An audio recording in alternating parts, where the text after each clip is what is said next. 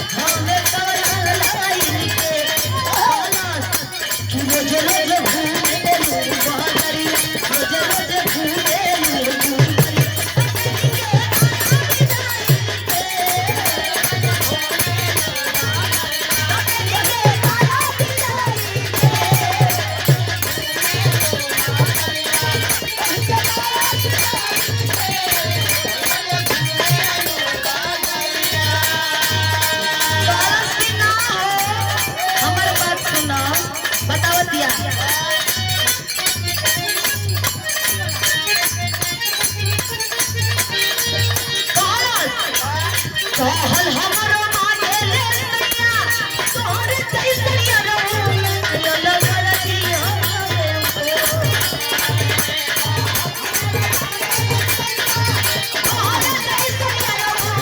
यो लगरती हवे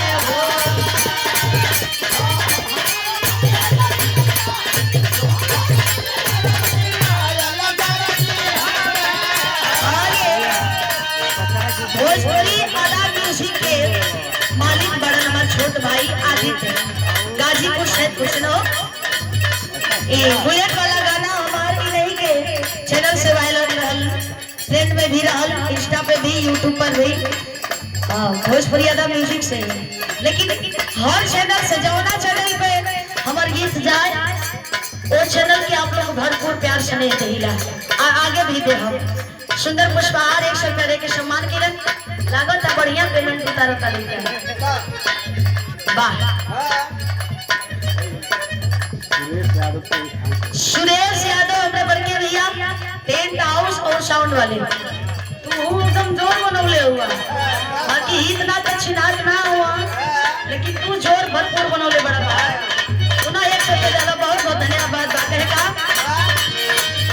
कहल हमारो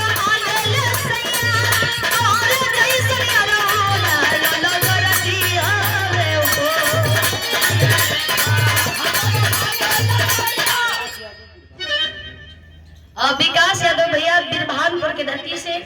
200 रुपया दिले बानी बहुत बहुत प्रणाम बा आशीर्वाद के काम बा कहे के बता